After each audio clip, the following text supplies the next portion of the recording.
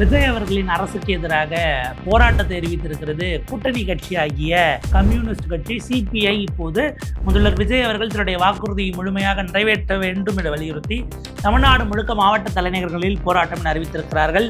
வெளியிலிருந்து ஆதரவு நல்கினாலும் இந்த அரசுக்கு ஆதரவு அளிக்கக்கூடிய கட்சியாக இருக்கிறார்கள். ஒருவேளை கூட்டணியில் இல்லைன்னு கூட அவங்க சொல்லிக்கலாம். இந்த அரசு இன்றைக்கு போதுமான எண்ணிக்கை வருவதற்கு இருக்கக்கூடிய ஒரு கட்சியினுடைய போராட்டத்தை எப்படி பார்க்க வேண்டியிருக்கிறது? கூடுதலாக பாஜக அரசுக்கும் சேர்த்து அவர்கள் இந்த போராட்டத்தை நடத்துகிறார்கள். இதில் ஒன்று கண்டனம், ஒன்று வலியுறுத்தல். நீங்கள் இந்த வார்த்தைகளை கவனமாக பார்த்துக்கணும்.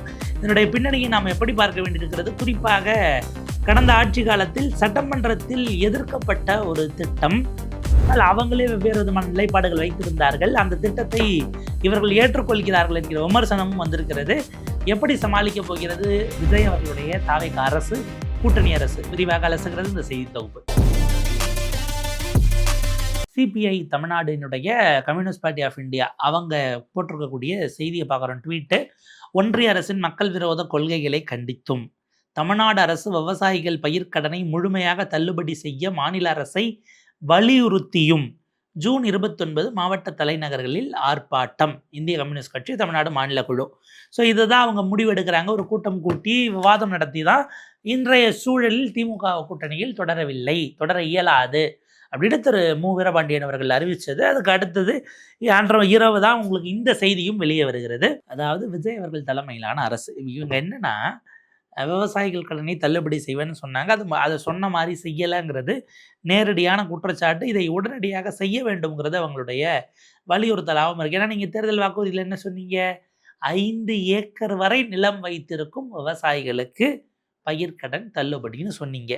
ஆனால் உங்களுடைய அரசு ஆட்சி அமைத்த பிறகு நீங்கள் கொடுக்கக்கூடிய அந்த வாக்குறுதி நிறைவேற்றுவீங்கன்னு பார்த்தா உங்களுடைய அரசாணையில் 1 லட்ச ரூபா வரைக்கும் கடன் வாங்கினா 5000 ரூபாய், 1 லட்சத்தை தாண்டினா 5000 ரூபாய் தள்ளுபடி, மற்ற 50,000 இருந்தால் உங்களுக்கு முழுமையாக தள்ளுபடி. 50,000லேருந்து 60,000ன்னா எவ்வளோ? 60லேருந்து 70, 70லேருந்து 80, இப்படிலாம் நீங்கள் ஸ்லாப் ஃபிக்ஸ் பண்ணுறீங்க. இந்த ஸ்லாபெல்லாங்கிறது சரியானது அல்ல. ஏன்னா நீங்கள் ஒரு விஷயம், நீங்கள் எதன் அடிப்படையில் உங்களுக்கு சிறு குறு விவசாயிகள் அல்லது அதெல்லாம் எப்படி பார்க்குறோம்னா அவங்களுடைய வைத்திருக்கக்கூடிய நிலத்தினுடைய அடிப்படையில் தான். நிலத்தினுடைய அளவுகோல் எத்தனை ஏக்கர் அப்படிங்கிறது. அதே போல் நீங்கள் கடன் வாங்குறீங்கனாலும் நிலத்தை வச்சு தான் வாங்குவீங்க. எவ்வளோ ரூபாய்க்கு கடன் வேணும்னு கேட்டுலாம் உங்களுக்கு கொடுக்க மாட்டாங்க. நிலத்துக்கு உகந்ததை போல தான் எவ்வளவு கடன் என்பது முடிவு செய்ய முடியும். ஒரு விவசாயி ஒருவர் கடுமையாக கேட்ட ஒரு கேள்விங்கிறது கடந்த காலத்தில் ரீல்ஸாகவும் வைரல் ஆச்சு. சில நாட்களுக்கு முன்பாக, ஏங்க 1 லட்ச ரூபாவில் 1 லட்ச ரூபா கடனை திரும்ப கட்டுறேன், எனக்கு இந்த ஒரு 5000 கட்ட தெரியாதா? நான் 1,10,000 வாங்கியிருக்கேன்னு வைங்க. 1 லட்ச ரூபா கட்டுறவன் அடைக்கிறவன் இந்த 5000 சேர்த்து அடைச்சிட்டு போகிறேன். அதுக்கு எதுக்கு அரசினுடைய திட்டமோ அல்லது உதவியோ அந்த இடத்துல தேவை ஏற்படும் என்று அவர் கேட்டிருந்தார். இதை பலரும் பார்த்திங்கன்னா தமிழ்நாடு முழுக்க பல இடங்களில் விவசாயிகள் இதை வலியுறுத்தி போராடக்கூடிய அந்த சூழலை பார்க்குறோம். அதில் ஒரு நீட்சியாக இப்போது சிபிஐ கம்யூனிஸ்ட் பார்ட்டி ஆஃப் இந்தியாவும் களமிறங்கி இருக்கிறார்கள். இது ஒரு சைடு. இப்போ இதை தாண்டி அவங்க இன்னொரு விஷயம் என்ன சொல்கிறாங்க? ஒன்றிய அரசின் மக்கள் விரோத கொள்கைகள் அப்படின்னா எதெல்லாம் வருது அது நிறைய பட்டியலிட்டிருக்கிறார்கள். சட்டங்களில் தொடங்கி பலதையும் பார்த்திங்கன்னா திரு பே. சண்முகம் அவர்களும் சரி, இந்த பக்கம் இங்கே திரு மு. வீரபாண்டியன் அவர்கள் பெட்ரோல், டீசல், சமையல் எரிவாயு விலை உயர்வை கண்டித்தும் தொழிலாளர் தொகுப்பு சட்டங்கள், ஜி திட்டத்தை திரும்ப பெற வலியுறுத்தி இந்த போராட்டம் அப்படின்னு சொல்கிறாரு.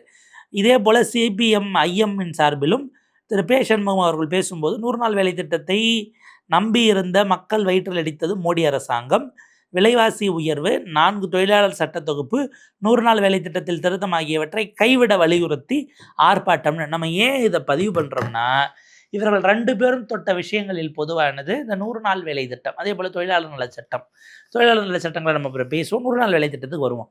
இந்த 100 நாள் வேலை திட்டத்தை தமிழ்நாடு அரசு ஏற்றுக்கொள்ளப் போகிறது அப்படின்னு 3 நாளைக்கு மேலே ஓடிக்கொண்டிருக்கிறது. அதை தமிழ்நாடு அரசு இப்போ வரைக்கும் மறுக்கலை. எல்லாரும் என்ன கேட்குறாங்க? கடந்த காலத்தில் பலரும் நீங்கள் பார்த்தீங்கன்னா இதை எதிர்த்தெல்லாம் தமிழ்நாடு சட்டமன்றம் கூட்டப்பட்டது. சிறப்பு தீர்மானத்தை இன்றைக்கு முதலமைச்சர் கொண்டு வந்தார்னு நினைக்கிறேன். கொண்டு வந்து அது விவாதிக்கப்பட்டு அரசாங்கத்தால் கொண்டு வரப்பட்ட அந்த தீர்மானம் விவாதிக்கப்பட்டு முன்னெடுக்கவும் பட்டதை பார்க்குறோம்.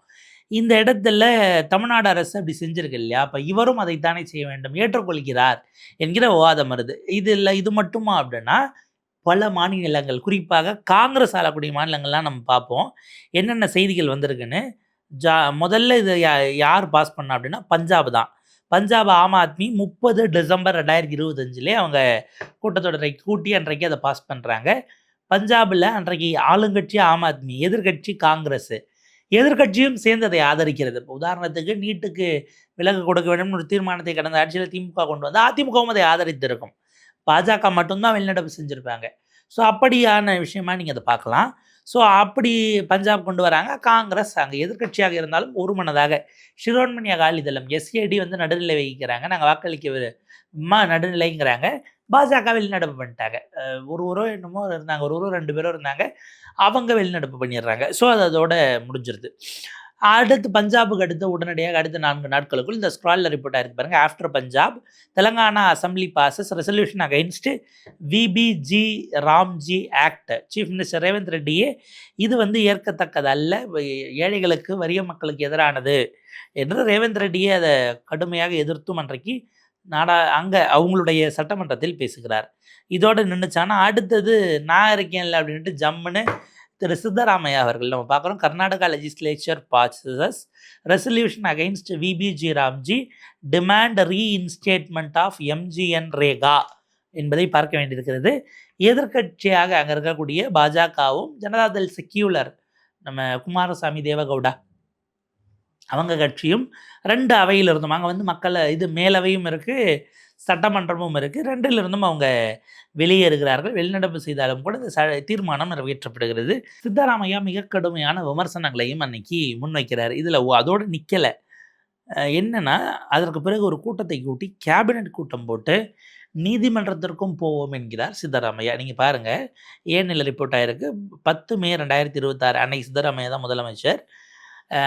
அங்கே பார்த்தீங்கன்னா ஸ்டேட் கவர்மெண்ட் வந்து விஜி ராம்ஜிக்கு எதிராக நீதிமன்றத்திற்கு போவதாக முடிவெடுத்திருக்கிறது. கர்நாடகாவினுடைய அமைச்சர் ஹெச்கே பாட்டீல் சொல்கிறார், கேபினட் மீட்டிங் நடத்தணும், ஒரு மனதாக நிறைவேறி இருக்கக்கூடியது. மத்திய அரசு போதுமான அளவுக்கு மக்களின் மீது கவனம் இல்லாமல் இன்றைக்கு ரூரல் ஃபார்ம் ஒர்க்ஸு கிராமப்புறங்களில் கொடுக்கப்பட்ட இந்த வேளாண் சார்ந்த தொழில்கள் மீது அக்கறை இல்லாமல் ஒரு விஷயத்தை செய்திருக்கிறார்கள். கர்நாடகா உடனடியாக நீதிமன்றத்திற்கு சென்று இதற்கான ஒரு தீர்வையும் நீதியையும் பெற்றுத்தர நாங்கள் சித்தமாயிருக்கிறோம். எனவே எந்த கன்சல்டேஷனும் இல்லாமல் மகாத்மா காந்தியினுடைய பெயரில் இருந்த அந்த ஊரக நகர்ப்புற ஊரக வேலைவாய்ப்பு உறுதி திட்டத்தை இது பண்ணதை எதிர்த்து உச்சநீதிமன்றத்தை நாங்கள் நாடுவோம் அப்படின்னு ஹெச்கே பாட்டீல் அவர்கள் ஒரு நீண்ட பேட்டியே கொடுக்குறாரு. இப்போ அவர் கேபினெட்டை மாறி போச்சு, சித்தராமையாவுக்கு அப்புறம் டிகே சிவகுமார் அவர் உள்ள இன்க்ளூட் பண்ணிக்கல, அது கட்சியினுடைய விவகாரம். பட் எடுத்த கேபினெட் முடிவு அப்படியே தான் இருக்கிறது. இது ஒன்று. காங்கிரஸ் கூட்டணியாக இருக்கக்கூடிய ஜார்க்கண்டிலும் இது வருகிறது. ஹேமந்த் சோரன் அவர்கள் அந்த விஷயத்தை முன்னெடுத்தாங்க. அன்றைக்கு இருந்த அங்கே minister rural development minister Deepika Pandey Singh தான் அந்த தீர்மானத்தை கொண்டு வராங்க. ஹிந்துஸ்தான் டைம்ஸ் ரிப்போர்ட்டாக இருக்கு பாருங்க. Jharkhand assembly adapts resolution against VBG RAM G act will be sent to centre. அவங்களும் தீர்மானத்தை கொண்டு வந்து நிறைவேற்றி அனுப்புகிறார்கள். 150 வரைக்கும் கூட நீங்கள் கொடுக்கலாம் அப்படின்னு அவங்க கேட்குறாங்க. ஆனால் இந்த மாநில அரசு நிதி செலுத்தணும் இதெல்லாம் நீங்கள் சொல்லக்கூடாது, அது பழையது தான் கண்டினியூ ஆகணும், ஏற்கனவே இருக்கிற முறையில் நாளை மட்டும் ஏற்றுங்க என்பது ஜார்க்கண்டினுடைய தீர்மானம். இப்போ இந்த சூழலில் காங்கிரஸ் என்கிற கட்சி பல மாநிலங்களிலும் இதற்கு எதிர்ப்பாக இருந்திருக்கிறது. தமிழ்நாட்டில் இதற்கு முன்பாக இருந்த அரசு திமுக அரசும் தீர்மானம் நிறைவேற்றினாங்க. இதில் எங்கே சிக்கல் வரும்னா இரட்டை நிலைப்பாடு அப்படின்னு இவங்க எல்லாரின் மீது விமர்சனம் வரும்.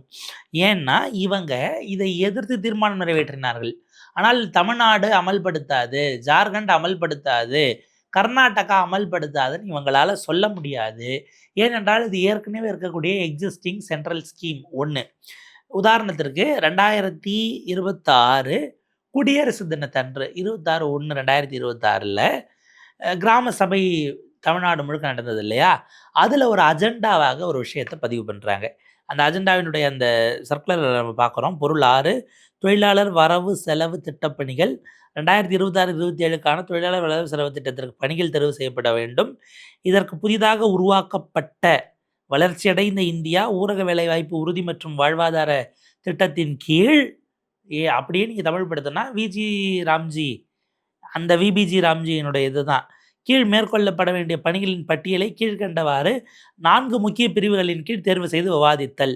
நீர் பாதுகாப்பு தொடர்பான பணிகள், ஊரக உள்கட்டமைப்பு தொடர்பான பணிகள், வாழ்வாதார மேம்பாடு, பருவநிலை மாற்றம் மற்றும் பாதகமான வானிலை நிலைமைகளை எதிர்கொள்ளும் பணிகள், விவாதித்து கிராம சபையின் ஒப்புதலுக்காக இதை சமர்ப்பித்தல் என்பது ஒரு அஜெண்டாவாகவே அன்றைக்கு இருந்த திமுக அரசு கிராம சபை கூட்டங்களுக்கான அந்த இதில் சேர்க்கிறார்கள் என்பது நம்ம கவனிக்க வேண்டியிருக்கும். இப்போ எங்கே சிக்கல் வரும்னா, நீங்கள் ஒரு அரசாக சட்டமன்றத்தில் ஆன் பாலிசி எதிர்க்கிறீங்க. ஆனால் இம்ப்ளிமெண்ட் பண்ணுற இடத்துல நீங்கள் அதை பண்ண மாட்டேன்னு சொல்லாமல் நிற்கிறீங்க. இது வந்து இரட்டை நிலைப்பாடு தானே அப்படின்னா, அப்படியே பார்த்தா அது இரட்டை நிலைப்பாடு தான். எங்கே வரும்னா, ஒரு அரசே நினைத்தாலும் மாநில அரசால் மத்திய அரசு ஏற்கனவே இருக்கக்கூடிய எக்ஸிஸ்டிங் சிஸ்டத்தை அப்படி கொண்டு வரும்போது நாங்கள் அமல்படுத்த மாட்டேன்னு சொல்ல முடியாது. அப்படி சொல்லுவீங்கன்னா, நிதிச்சுமையை நீங்கள் ஏற்றுப்பீங்கன்னா நீங்கள் சொல்லலாம். ரைட்டுங்களா? இப்போ இதை வந்து இந்த 100 நாள் வேலை திட்டத்தில் இருக்கக்கூடிய சிக்கல்களை கடந்த ஆட்சிகள் களைய முயற்சி செய்யலைன்னா முயற்சி செய்யலை. அதில் மாற்று கருத்து இல்லை. உள்ளுக்குள்ளே இருக்கக்கூடிய சிக்கல்கள், அங்கே 100 நாள் வேலை திட்டம்ங்கிறது எஃபெக்டிவாக எஃபிஷியண்ட்டாக நடந்ததா, நடந்தது எஃபிஷியன்சி போதுமா, அதுதான் மேக்சிமமா, அங்கே இருக்கக்கூடிய பணியாளர்கள் அவர்களுக்கான சம்பள விநியோகம் மத்திய அரசு கொடுக்காமல் போனதுங்கிறது அது மிக நிச்சயமாக விவாதிக்கப்பட வேண்டியது, உரையாடல் நிகழ்த்தப்பட வேண்டியது, அங்கே சண்டை செய்யணும். அது இன்னொரு ஆங்கிள். இம்ப்ளிமெண்ட் பண்ணுற இடத்துல இருந்தவங்க குறிப்பாக நம்ம லோக்கல் பாடிஸோடு அதை சேர்த்து செய்யும் பொழுது எப்படி அதை எக்ஸிக்யூட் பண்ணப்பட்டதுங்கிறது இன்னொரு விவாதம். அப்போ திமுக அரசு இரட்டை நிலைப்பாடோடு செயல்பட்டதானா, எதிர்த்த எல்லா அரசுகளுமே சட்டமன்றத்தில் சட்டத்தை எதிர்க்கிறார்கள். அதில் ஒரு ஸ்டேட் நாங்கள் நீதிமன்றம் போகிறேங்கிறாங்க, இன்னொரு ஸ்டேட் வந்து பார்த்திங்கன்னா நீதிமன்றம் போகலை, தீர்மானத்தோடு நிப்பாட்டிட்டு இம்ப்ளிமெண்டேஷனுக்குள்ளே நகர்றாங்க. ஏன் பண்ண முடியாதுன்னா, நீங்கள் அப்படி பண்ணலைன்னா ஏற்கனவே இப்போ உதாரணத்துக்கு நம்ம தமிழ்நாடு எடுப்போமே, நேற்றைக்கு முன்தினம் வந்திருக்க செய்தி, இதை வந்து காங்கிரஸ் கட்சியினுடைய எம்பி மாணிக்கம் தாகூர் அவர்களே பதிவிட்டு தமிழ்நாட்டுக்கு எவ்வளோ பெரிய அநீதி பாருங்க அப்படின்னு கொந்தளிச்சிருக்காப்புல. நீங்கள் இதை பாருங்கள். மத்திய அரசு 7500 கோடி ரூபாயை இந்த ஊரக வேலை வாய்ப்புக்கு ஒதுக்கி இருக்கிறது. தமிழ்நாடு கடந்த ஆண்டை விட இப்போது 4000 கோடி ரூபாய் கூடுதலாக கொடுக்க வேண்டிய தேவை நிதி சுமை எழுந்திருக்கிறது. கடந்த ஆண்டு வெறும் 120 கோடி ரூபாய் கொடுத்ததை விட, கடந்த ஆண்டு கொடுத்ததை விட 120 கோடி தான் இந்த முறை மத்திய அரசு குறைவாக கொடுத்துருக்கு. பட் மாநில அரசுக்கு 4000 கோடி கூடுதலாக போயிருக்குங்கிறத பதிவு செய்கிறார் இவர் டைம்ஸ் ஆஃப் இந்தியாவில் திரு ஜே சண்முகசுந்தரம் அவர்கள். அவருடைய ஒரு ஆர்டிக்கல் காலம் எடுத்து திரு மாணிக்கம் தாகூர் இந்த நியூஸை போட்டுட்டு அவர் போடுறாரு. இப்போ என்ன நடந்தது, ஐ மீன் என்ன சிக்கல்ங்கிறதுக்குள்ள நம்ம நேராக போகலாம். இதுக்கு முன்பாக 90-10 இருந்தது. இப்போ 10,000 கோடினா இந்த முறை 12,000 கோடின்னு எடுத்துக்கங்களேன். இந்த 10,000 கோடியில் 10% தான் நம்ம கொடுப்போம், 1000 கோடி நம்ம கொடுப்போம். இப்போ அவங்க என்ன பண்ணிட்டாங்க, 60-40 மாற்றிட்டாங்க. அப்போ 60,000 இது 6,000 கோடி அவங்களும் 4,000 கோடி நம்மளும் கொடுக்கணும். இப்போ போன முறை நான் 1000 கோடி கொடுத்தாமல் இப்போ எனக்கு 3,000 கோடி கூடுது. இந்த நிதிச்சுமை என் தலையில் ஏன் ஏற்றுறீங்கன்னு மாநில அரசு கடந்த காலத்தில் கேட்டது. ஒரு டிகே சிவகுமார் இப்போ அதை அட்லீஸ்ட் 80-20 மாற்றுங்க, 60-40ங்கிறதுக்கு பதிலாக 80-20 வைங்க, ஒரு ஏற்கனவே விட 1 மடங்கு கூடனால 4 மடங்கு கூட நீங்கள் வச்சு தான் ஆகணும் அப்படின்னு குறிப்பிடுறாங்க. அதன்படி பார்த்தால் கடந்த முறை திமுக அரசு 1000 கோடி ரூபாய் நம்ம கையில் செலவு பண்ணோம், இப்போ 5000 கோடி ரூபாய் செலவு பண்ணுற சூழல் வந்திருக்கு. இதை கண்டித்து தான் இந்த செய்தியினுடைய ஜிஸ்ட் அதுதான். இதை கண்டித்து திரு மாணிக்கம் தாகூர் அவர்கள் கூட பதிவிட்டிருக்கிறார். இங்கே பாருங்கள், தமிழ்நாட்டின் மீது மத்திய பாஜக அரசு பாராபட்சம் நாளுக்கு நாள் அதிகரித்து செல்கிறது. எம்ஜிஎன் REGS என்பது நடுத்தர மக்களின் வாழ்வாதாரத்தை பாதுகாக்கும் முக்கிய திட்டம். இதில் கூட தமிழ்நாடு புறக்கணிக்கப்படுவது வேதனைக்குரியது. 2022-23 9,743 கோடி வழங்கியவர்கள் இப்போ 7,500 குறைஞ்சிருக்காங்க. அதாவது 3 வருஷத்தில் 2,000 கோடி குறைச்சிட்டாங்க.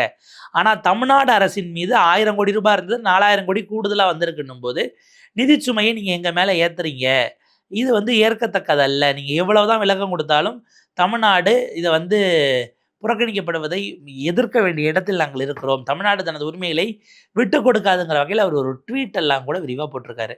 என்னன்னா, கூட்டணியில் இருக்கிற காங்கிரஸ் மாண்புமிகு தமிழ்நாடு முதலமைச்சர் அவர்களை அவரையும் அந்த தீர்மானத்தில் தொடர்றாருன்னு சொல்ல வைக்குமா அப்படிங்கிற கேள்விதான் இப்போது எழுந்திருக்கிறது.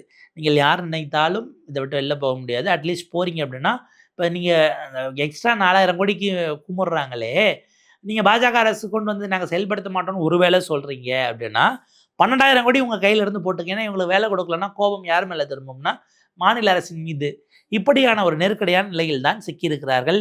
பார்ப்போம் இதை எப்படி எதிர்கொள்ளப் போகிறார் முதலமைச்சர். கூட்டணி கட்சிகள் என்னென்ன மாதிரி அவருக்கு ஆலோசனை சொல்லப் போகிறார்கள், சம்பந்தப்பட்ட தொழிலாளர்களுக்கு உரிய நீதி கிடைக்கிறதா அப்படிங்கிறதெல்லாம் அடுத்தடுத்து கிடைக்கக்கூடிய கேள்வியாக நம் முன்னால் இருக்கிறது.